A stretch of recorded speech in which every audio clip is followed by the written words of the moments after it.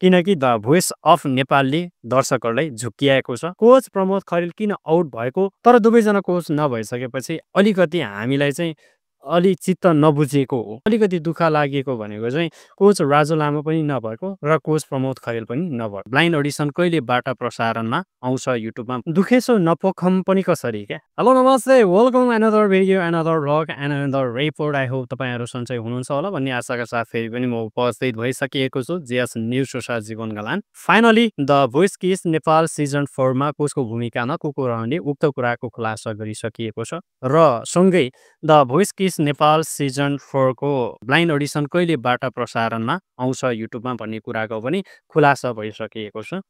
The voice of नेपालले the voice kids Nepal season 4 को 4 कोचलाई लिएर सार्वजनिक गरिएसँगै अहिले धेरै दर्शकहरू द भोइस टिमप्रति रुष्टाएको हामीले देख्न सकिन्छ र द भोइस टिमप्रति दुखेसो पोख्दै आइरहेका छन्। दुखेसो नपोखम पनि कसरी क्या, होइन। हिजोको दिनसम्म, हिजो अन्तिम चरणसम्म पनि coach Pramod Kharel the voice kids Nepal season 4 मा रहेको भन्ने कुरा चाहिँ हामीले विश्वास गरेर आएका थियौँ र धेरै युट्युबर अथवा धेरै खबर, अनलाइन खबरले धरि the voice kids Nepal season 4 मा कोचको भूमिकामा कोच प्रमोद रहने भनेर न्युज आइसकिएका थिए। जुन न्युजलाई देखेर धेरै दर्शकहरूले कोच प्रमोद खरेललाई चाहने दर्शकहरू एकदम खुसी भएका थिए र कोच प्रमोदसँगै धेरै दर्शकहरूले the voice kids Nepal season 4 मा पनि कोचको भूमिकामा देख्न चाहने र रुचाएका गायक राजु लामा, होइन। तर गायक राजु लामा र कोच प्रमोद पनि अन्तिम चरणमा आएर सोबाट आउट हुनुभएको छ, जुन कुराले लिएर द भोइस टिमप्रति धेरै दर्शकहरू रुष्टाएका छन् अहिले। अब म कुरा गर्न गइरहेको छु the voice kids Nepal season 4 मा अनुबन्धित अथवा नयाँ कोचको रूपमा चाहिँ सत्यराज आचार्यजी अनुबन्धित हुनुभएको छ। नयाँ कोचको रूपमा प्रवेश हुनुभएको छ किड्स नेपाल सिजन 4 मा। उहाँसँगै कोच मिलन नेवार, उहाँ भनेको द भोइसकै इतिहासमा एक मात्र महिला विजेता कोच मिलन नेवार। मिलन नेवारलाई पनि धेरै दर्शकहरूले मन पराउनुहुन्छ, रुचाउनुहुन्छ।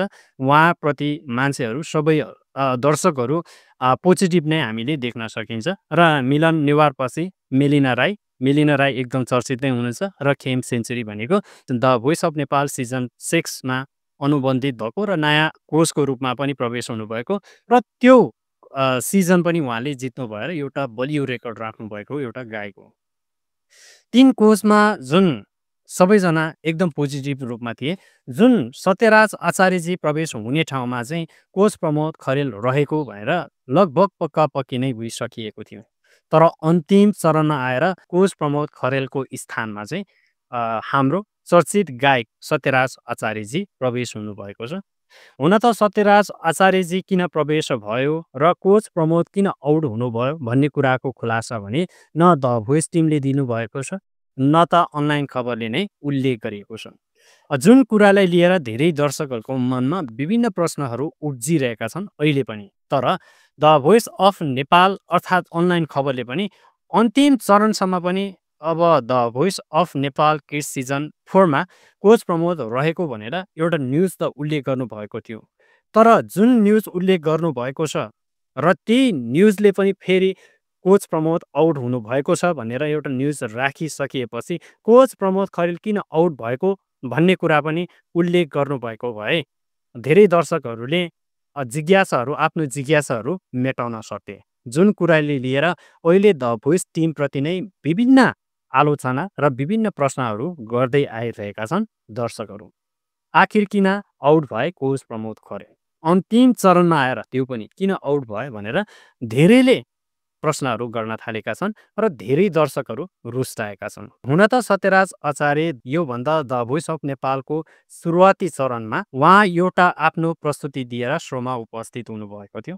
उहाँले पनि आफ्नो गीतहरू गाउनु भएको थियो, एउटा गीत अहिले पनि हामीले युट्युबमा हेर्न पनि सक्छ उहाँको। तपाईँहरूले यदि हेर्नुभएको छैन भने एकचोटि उहाँ सत्यराज आचार्यजीको भिडियो हेर्न सक्नुहुन्छ। अलि सोझे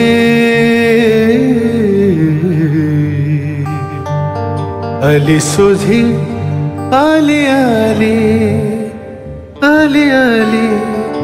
जाली मन पर्यो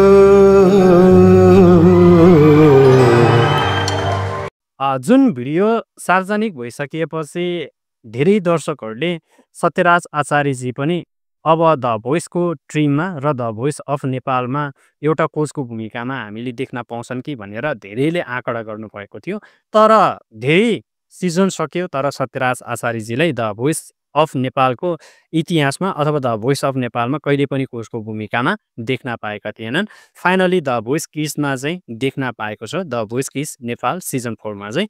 त्यो भनेको तपाईँ हाम्रो लागि एउटा खुसीको कुरा हो र अरू कुरा भनेको दर्शकहरूले त्यो भनेको र अलिकति रिग्रेट फिल र अलिकति दुःख लागेको भनेको चाहिँ कोच राजु लामा पनि नभएको र कोच प्रमोद खरेल पनि नभएको। दुवै कोच भनेको चाहिँ द भोइसको इतिहास र हेर्ने हो भने द भोइसबाट धेरै दर्शकहरू द भोइसमा कोचको भूमिकामा रहेर धेरै दर्शकहरूको भ्युअरसेल्फ बढाउन सक्ने एउटा कोच हुनुहुन्थ्यो उहाँहरू दुवैजना।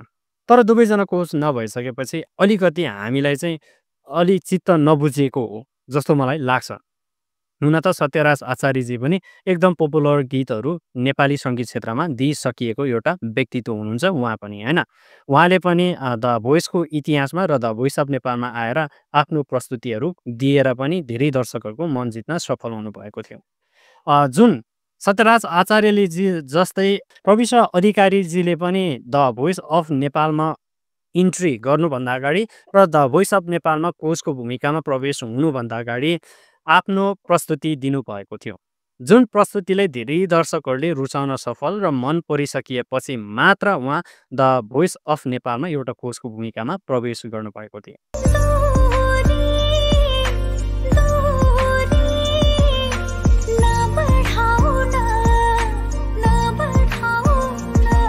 हो त्यसरी नै सत्यराज आचार्यजीले पनि द भोइसको इतिहासमा हेऱ्यो भने सत्यराज आचार्यले पनि द भोइसको सुरुवातीको दिनमा पनि उहाँले प्रस्तुति दिनुभएको थियो।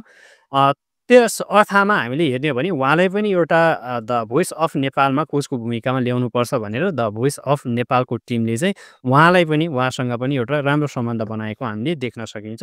र फाइनल चरणमा कोच प्रमोद खरेल आफ्नो व्यक्तिगत व्यस्तताको कारणले अथवा कोच प्रमोद बिरामी हुनुभयो अथवा अशक्त हुनुभएको कारणले चाहिँ सत्यराज आचार्यजी अनुबन्धित भएको हो कि भन्ने चाहिँ हामीलाई लागिएको छ।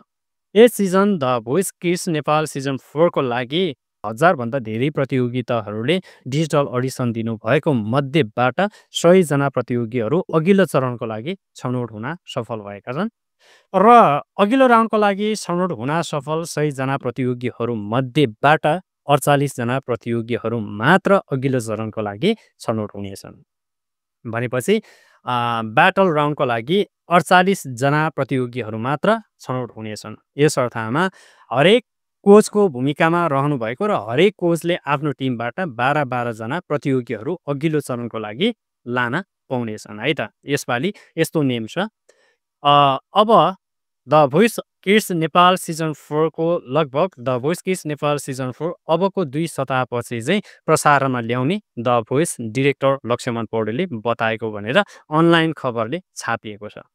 अब यो the voice kids Nepal season 4 2 हप्तापछि प्रसारणमा आउँछ या आउँदैन त्यो भनेको हामीलाई थाहा छैन, थाहा हुँदैन। हामीले चाहिँ जुन न्युजमा देखेको त्यो तपाईँहरूले एउटा रिपोर्टको दरले अथवा तपाईँहरूले प्रस्फोटन गर्ने मात्र हो। हाम्रो काम भनेको किनकि द भोइस अफ नेपालले दर्शकहरूलाई झुक्क्याएको छ अथवा सरप्राइजको रूपमा चाहिँ कोच प्रमोदको ठाउँमा सत्यराज आचार्य ल्याउनु भएको हो। किनकि हामीले एकचोटि बेकुफ बनाइसकिएको छ, त्यसपछि हामीले विश्वास गर्ने कुनै ठाउँ पनि छैन।